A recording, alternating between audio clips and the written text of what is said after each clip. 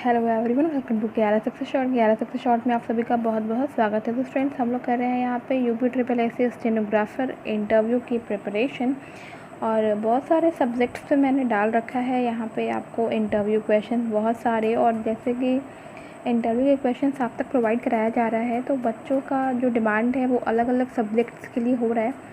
यहाँ पे मैं अभी एग्रीकल्चर से रिलेटेड कुछ क्वेश्चंस आप सबके सामने रखने वाली हूँ। तो एग्रीकल्चर से रिलेटेड क्वेश्चंस हैं बट बहुत ही बेसिक क्वेश्चन हैं। तो मैं ये बोलूँगी कि आप सभी लोग, हर एक स्ट्रीम के लोग जो हैं इस वीडियो को देखेंगे, बिकॉज़ ये ज़रूरी नहीं है कि ये क्वेश्चन सिर्फ एक एग्रीकल्चर स्ट्रीम का बच्चा ही जाने। ठीक है, बेसिक से क्वेश्चंस हैं तो हर स्टूडेंट को ये सब चीज़ें पता होनी चाहिए एग्रीकल्चर से रिलेटेड। जैसे खरीफ क्रॉप जो होता है, हमारे रबी की फसल, खरीफ की फसल किस सीज़न में बोए जाते हैं, क्या एग्जांपल्स होते हैं, तो ये बहुत कॉमन क्वेश्चंस हैं। इस तरह के क्वेश्चंस जो है मैंने इसमें इन्वॉल्व किए हैं।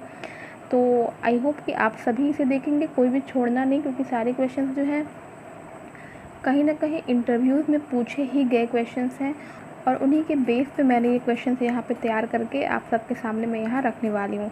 तो आई होप फ्रेंड्स कि आप सभी को ये सेशन पसंद आएगा। जो भी मेरे चैनल पे नए हो मेरे चैनल को सब्सक्राइब कर देंगे और हाँ, वीडियो को लाइक ज़रूर से कर दिया करो। तो चलो शुरू करते हैं हमारा आज का वीडियो। पहला क्वेश्चन हम शुरू करते हैं कि 1 hectare is equal to how many acres. तो 1 हेक्टेयर में कितने एकड़ होते हैं? तो ये होता है आपका 2.471 एकड़। और अगर जस्ट इसका अपोजिट कर दें तो 1 एकड़ में होते हैं 0.405 हेक्टेयर, ये याद रखिएगा। और भी बहुत सारी मापें होती हैं जो कि कृषि से संबंधित होती हैं। तो जो कृषि वाले बच्चे होंगे वो जो हैं आपके सिलेबस के अकॉर्डिंग आपने जो पढ़ा हुआ विभिन्न सारी जो मापें होती हैं ना, हिंदी में होती हैं बीघा बोलते हैं और बहुत सारी होती हैं, तो वो सब आप डेफिनेटली देख करके जाएंगे। नेक्स्ट आता है एग्रीकल्चर मीनिंग, यानी कि एग्रीकल्चर से आप क्या समझते हैं। एक छोटी सी डेफिनेशन तैयार कर लीजिएगा। और एग्रीकल्चर को हम जैसे क्या बोल सकते हैं कि कल्टीवेशन ऑफ क्रॉप्स बोलते हैं, कहीं कहीं सॉइल भी यूज़ किया जाता है, तो cultivation of crops that means agriculture. Next आता है रबी और खरीफ की फसल को डिफ़ाइन करिए और इसका एग्जाम्पल बताइए। तो रबी की जो फसल होती है यह एक शीत ऋतु की फसल है। ठीक है, इन फसलों को ठंडी जलवायु की आवश्यकता होती है। इन फसलों की जो बुआई का समय होता है, यानी कि जब बोया जाता है ऐसे, तो ये अक्टूबर से दिसंबर के बीच में। और इनका जो कटाई होता है, यानी कटान जब किया जाता है इनका, तो वो फरवरी से अप्रैल के मध्य किया जाता है। ठीक है ना। और इसका जो एग्ज़ाम्पल होता है रबी की फसलों का, वो होता है गेहूँ, चना, मटर, मसूर, राई, सरसों। ठीक है, अब आती है बात खरीफ की फसल की। तो खरीफ ऋतु की फसल जो है ये आपका वर्षा पर आधारित होती है। इन फसलों की अच्छी बढ़वार के लिए अधिक तापमान और आर्द्रता की आवश्यकता होती है। और इन फसलों की कटाई के लिए जो है मौसम जो है वो साफ़ होना चाहिए। इनका जो बुआई का समय है, यानी कि जो बोने का समय है, वो जून से जुलाई होता है और जो कटाई करने का समय होता है वो सितंबर से अक्टूबर होता है। प्रमुख फसलें यहाँ की हैं धान, मक्का, मूंगफली, सोयाबीन, बाजरा, ज्वार और लोबिया। तो नेक्स्ट हमारा है types of crops. Types of crops में आपको बताना है कि कितने प्रकार की फसलें होती हैं। तो जैसे कि खरीफ की फसल होती है, ठीक है, और रबी की फसल होती है, जायद की फसल होती है। तो इन्हीं के बारे में आपको पढ़ के जाना है। तो मैंने आपको खरीफ और रबी की फसल के बारे में बता ही दिया है और बचता है सिर्फ आपका एक जायद का फसल। तो जायद के बारे में भी जान लेते हैं हम लोग कि जायद की जो फसल होती है इसको फरवरी से मार्च के बीच में लगाया जाता है और इनकी जो कटाई का समय होता है वो अप्रैल से मई के बीच में होता है। और इनकी जो प्रमुख फसलें हैं वो खरबूजा, तरबूजा, लौकी, ककड़ी, ठीक है, पत्तेदार सब्जियां जो होती हैं, खीरा, मिर्च, टमाटर। ठीक है, तो ये सब जो है वो जायद की प्रमुख फसलें होती हैं। फिर आती है बात टाइप्स ऑफ सॉइल्स, यानी कि मिट्टी कितने प्रकार की होती हैं। तो मिट्टियाँ बहुत प्रकार की होती हैं, जैसे कि आप कुछ का नाम बता देंगे। वहाँ पे जलोढ़ मिट्टी होती है, ठीक है, लैटेराइट होती है, काली मिट्टी होती है, लाल मिट्टी होती है, रेतीली मिट्टी होती है, यानी कि रेगिस्तानी मिट्टी होती है।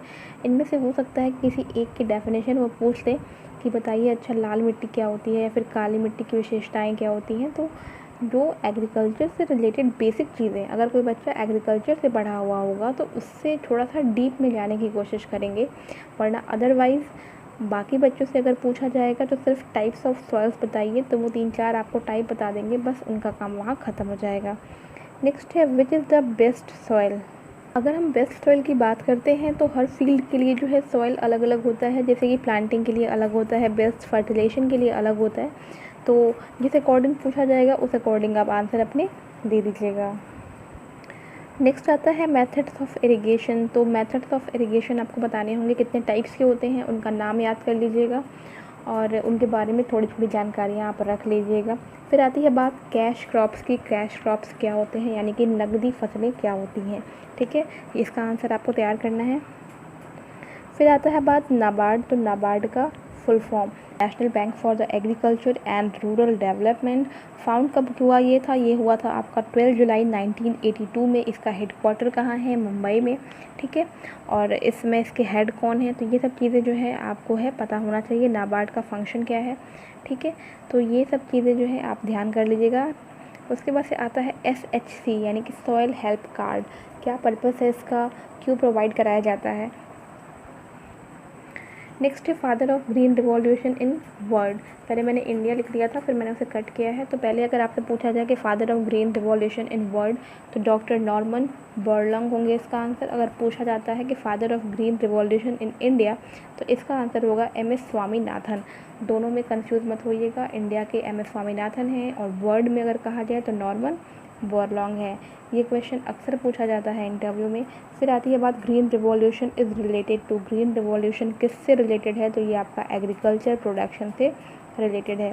नेक्स्ट आती है बात फादर ऑफ येलो रिवॉल्यूशन। तो येलो रिवॉल्यूशन के फादर हैं Sam Pitroda. World milk day celebrate किया जाता है 1 जून को। फादर ऑफ पिंक रिवॉल्यूशन है दुर्गेश पटेल। नेक्स्ट है कि मीथेन गैस जो है वो रिलीज़ होती है कहाँ से, पैडी फील्ड से। जहाँ पे पैडी उगाए जाते हैं वहाँ पे मीथेन गैस जो है रिलीज़ होती है, जिसका फॉर्मूला होता है CH4। नेक्स्ट है बैकबोन ऑफ इंडियन इकोनॉमी। तो इंडियन इकोनॉमी का जो बैकबोन वो क्या है, एग्रीकल्चर सेक्टर है। First agriculture university of India established in Pantnagar में पहला एग्रीकल्चर यूनिवर्सिटी इस्टेब्लिश हुआ था। ब्लू रिवॉल्यूशन फिश से संबंधित है, जैसे कि जितने भी रिवॉल्यूशन है ब्लू, ग्रे, येलो, वाइट, तो ये सब चीज़ें आप याद कर लीजिएगा। मैंने यहाँ पे सिर्फ कुछ को ही मेंशन किया है, आप सारे तैयार कर लीजिएगा। फिर आती है बात फादर ऑफ वाइट रिवॉल्यूशन, ये है वर्गीस कुरियन। पूछा जाता है फादर ऑफ वाइट रिवॉल्यूशन, याद रखिएगा। रत्ना क्या है, ये वैरायटी ऑफ राइस है।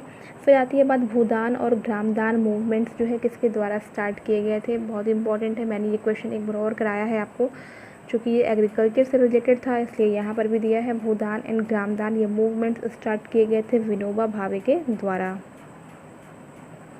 तो ये कुछ क्वेश्चंस हैं जो कि बहुत ही कॉमन क्वेश्चंस थे और इससे जो है एग्रीकल्चर वाले जो बच्चे हैं उनकी भी कुछ हेल्प हो गई होगी।